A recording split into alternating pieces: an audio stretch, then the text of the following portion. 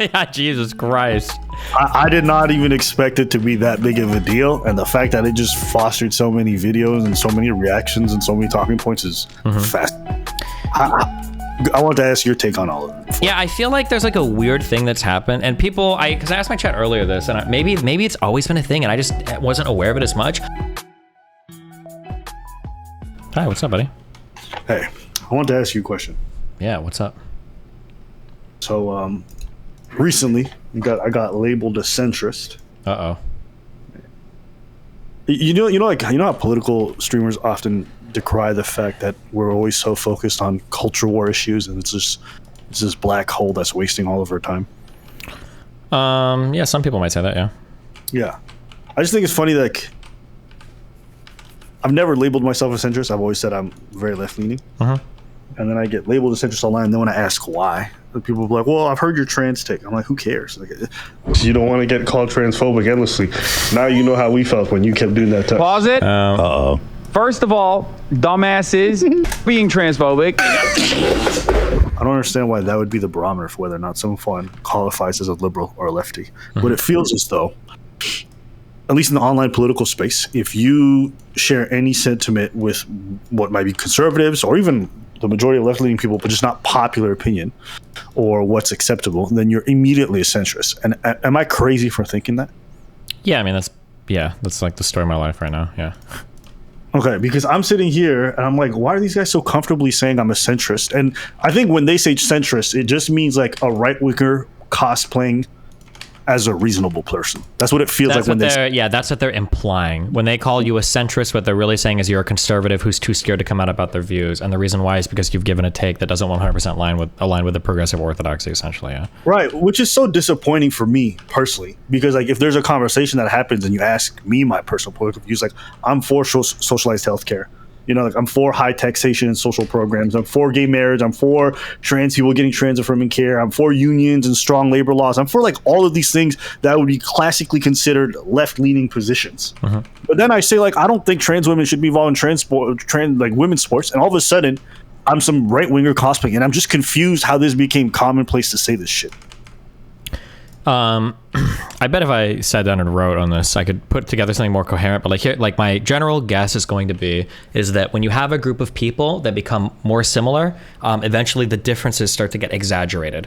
So, for instance, in the United States, white people might hate black people. In another country, different types of white people might hate different types of white people. In a country where everybody's ethnically the same, people with brown eyes might hate people with blue eyes. And right. Like I imagine that like when people start to look more homogenous, the little differences start to get more exaggerated, right? Like if you go to like places like if you go to a place in Europe and he's like, oh, like white people or black people, like a lot of them don't even necessarily think of it that way there. Like I think for a lot of European countries, they don't even have stats for white people. Like it's broken up by ethnicity. Because I tried to find stats of like white versus brown people in Sweden or Norway. I don't even think they have those numbers written down. That's like a very kind of like an American concept.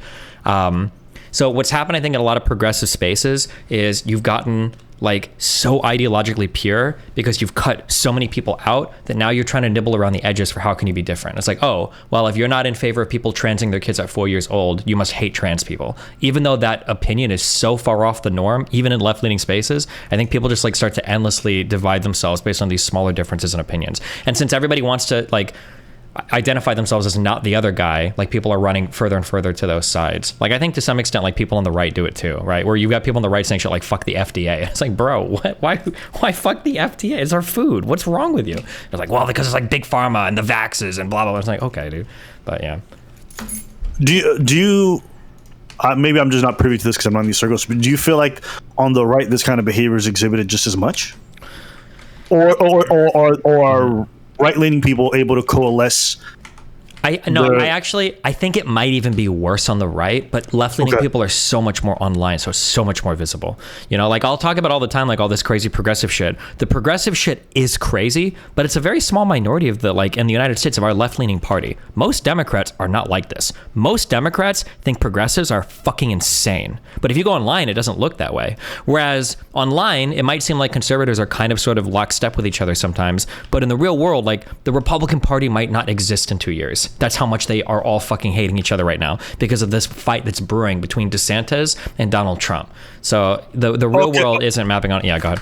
my question beyond that is, I understand there's conflict. I don't think they all get along and kumbaya together. But do they deny people their place in the right-wing party through that process of disagreement? My idea is like they just have a different vision for it, but they don't necessarily start throwing people as centrists or lefties. But I could be wrong. I think they fucking hate Republicans that aren't on board with them. Like the Trumples versus the anti-Trumples is going to be, we don't see it right now, but it's going to be a vicious fight soon. And even in the online spaces, you're kind of seeing this. So in the far right, Nick Fuentes is fighting viciously with Milo Yiannopoulos, who's fighting viciously with, well, now the Alexander guy is gone. In the mainstream alternative right-wing media, you've got the Steven Crowder sphere that's hardcore fighting with the Daily Wire sphere. In the mainstream media conservative categories, you've got Fox News that's like broken off the largest political commentator in the United States right now, Tucker Carlson, over the lawsuit shit and people telling lies. So, I mean, like, yeah, it is happening. It's just we don't see it online as much because the conservative movement isn't as online or in online left-leaning spaces as progressives are. Okay.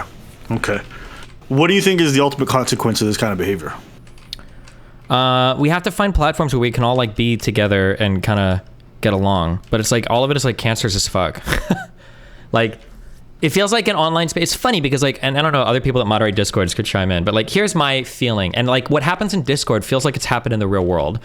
Basically what'll happen is you'll get progressive people will be in a Discord server. They'll complain that some people on the Discord server are too edgy or too racist. And then you get a ultimatum. You either ban all the racist and edgy people or the progressives will all leave. And it feels like that microcosm basically has played out now in the real world, where progressives have won the war on like YouTube, Twitter, Facebook, on all these other platforms. And now you get banned for like edgy racist stuff. And now the conservatives have ran off to completely different platforms. So now we have like no more interflow. There's a word I'm looking for. Interchange between like left and right anymore. And people are just like driving into insanity on their like different areas where they associate with each other. Okay. That's the feeling of it, at least. But fair. Second thing I was going to mention to you is I was going to say dancing with your wife was really profitable. Yeah, Jesus Christ. I did not even expect it to be that big of a deal, and the fact that it just fostered so many videos and so many reactions and so many talking points is fast. I want to ask your take on all of them. Yeah, I feel like there's like a weird thing that's happened, and people, because I asked my chat earlier this, and maybe it's always been a thing, and I just wasn't aware of it as much. It feels like with the red pill stuff over the past few years, people have gotten obsessed with like cuck hunting, like trying to find guys who are cucked by exes, trying to figure out who's getting cheated on. Like it's like an obsession online right now. So basically, anything that even remotely plays into that, like it happens with Sneeko, it happens with me. Like people are like obsessively searching for it. So obviously dancing clip fosters that type of, or facilitates that type of like analysis, I guess. Yeah. How did you feel about it? I mean, I don't really care. I mean, like Melina does like dancing. I don't dance ever. So I mean, like, yeah, if she wants to dance with people, I don't give a fuck. You two seem like you're having fun. I don't really.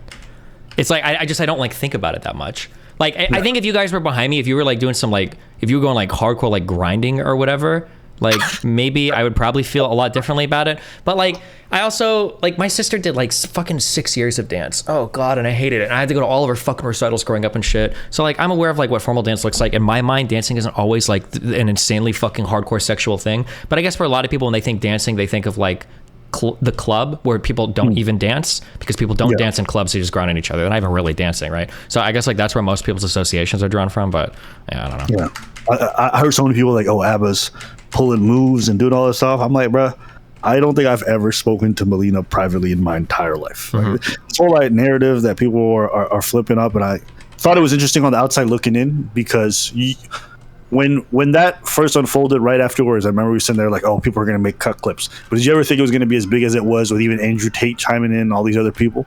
Yeah, basically anything that happens. Like if all three of us were to go shooting and you were to show Melina, like, I don't know if you have any experience, but if you were to show Melina like how to shoot a rifle, it would be the exact same thing. Like every time Melina goes to Sneeko's house to do like a stream or whatever, it's the exact same thing. Like anything, like people are obsessed with like cuck projecting onto my life. Like anytime she talks to or does anything different with anybody, that's what people are talking about. So, yeah. Yeah. Well, I think you're going to keep hearing about that clip for a long time. My bad, man. I didn't really think it would be that big of a thing. I know it feels weird because it's kind of blown back on you, and I never thought it'd get to that point. At the same time, I don't think it's something that anybody should feel bad about or shouldn't happen, because I think if you do, then you're essentially giving into how these people should think relationships should be legislated, if that makes sense. Sure. Right.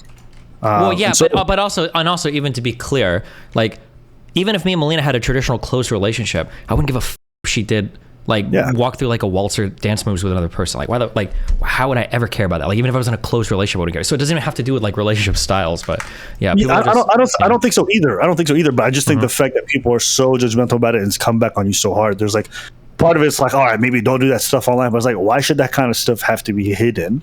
Just because other people might have some negative judgments about like how they want to, like if you don't want that in your relationship, there's nothing wrong with that. Like just don't do it in yours. But even the way like people come at it, it's like part of me is like, maybe not do that stuff online. I was like, wait, why should I stop? There's nothing wrong with what we did. So like, who cares, right? And so I don't know. That was like thoughts. I didn't know if you felt like that's something that you'd never want to have to experience again. No, I don't care. You make it sound like a traumatic event. I understand what you're saying though. Like I appreciate you asking, but no, I super don't give a fuck. Like even like me and Melina have talked because now Melina's starting to feel bad as she gets more involved in these spaces that everybody calls me a cuck because of like her relationship stuff. And so she's like, like I usually hook up with girls and stuff. Like maybe I should say that on shows. And she said that on the whatever podcast. And now I'm like, wait, I don't give a fuck if you hook up with girls or guys. I don't care if you fucked 10 guys last week. Like I don't want anybody around me to try like, oh, we've got to like soften the blow on this. Like I don't give a fuck. This is my lifestyle. Like if I didn't want it, I wouldn't do it. The idea that I'm like being like cucked or forced into some lifestyle that I'm not choosing is just so unreal to me. But it's just because like the red pill shit has gotten so popular over the past like year or two, and I think people project a lot of their insecurities and shit on me. So it's like, I think they don't understand it. So the only thing they could imagine is that you're deeply uncomfortable, but you just accept it because they can't accept it for themselves. But I mean, I don't know why you would care that deeply. Like, that's one of the things I don't understand about the whole thing. Is like somebody wants to sit there and allow other people to bang their girls or dance, whatever. Like, why do you care? What is it? Why is it so important to you? But and that's like I almost wish I was an actual cuck because I say that every time I call it out too. Because like even if people work cucks, who the fuck cares? Like if somebody like I joked about this online. Do you know who? You don't know who Gross Score is, right? No. He's like a guy that does actual cuck stuff and talks about it a lot. I remember him. I remember him. He looks like, you know what? He looks like he's living his best fucking life right now. And you know what? If he enjoys it, he's happy, he's fine with it, then fuck it, dude. That's more, honest to God, at this point in my life, that's more than I could say for most people I know. If you're like genuinely having doing something, like fuck it, if you enjoy it, you like it, whatever, fucking go for it, dude. Who cares? But it's like like the cuck hunting and like all of the massive insecurities. Like it's gotten to a point where like I feel like I could survey men in certain spaces and say like, if your girlfriend like has had more than like 2 ex-boyfriends, like does that count as getting like fucking like temporally cucked or whatever? Like I feel like people actually feel that way. Like like it's basically cuckoldry if your girl's ever like fucked another guy before or like talks to a dude. Like it's insane, but that is what it is. Another aspect of it that I didn't think about in the moment that really hit me later was the racial component. That has been brought up a lot. Well, I'm surprised you don't think about that more. That's interesting. Well, because I didn't think about it because I didn't think of the situation as anything weird. Do you understand? So even me like adding a sexual component of my race would have never came into the picture because I'm like, who cares, right? This is not a weird moment. But after the fact, once I realized that people were seeing it as like something weird, intimate, or sexual, then the whole blackness thing came about. And I think, honestly, me being black probably amplified everything and you being a white man because there's so much porn that reflects that. Yeah. The black like sexualization and fetishization is insane. Yeah. I've heard so many women tell me before that like they've dated men who wouldn't be comfortable being with a girl that's ever been with a black guy. Yes. Yep. Yeah. It is a thing. Oh fuck. Hold on. One second. I gotta mute for a second. Not related to Melina. I don't think. You know what I think it is. You know what I think it is. I'm unmuted. But yeah, go. Just don't refer to anything in particular. But yeah. Oh, okay. Okay. You were muted this whole time? Yeah. I was muted when telling it because I don't know if there was. Okay. I was just gonna say. I think it just might be because you're quasi famous. Well, I think that's close to being black. Maybe a little bit, but okay. I'm just saying. I agree. I mean, I do say the N-word a lot. In a dating context, I think it would intimidate a lot. Maybe, but okay. Okay. Sorry. Okay.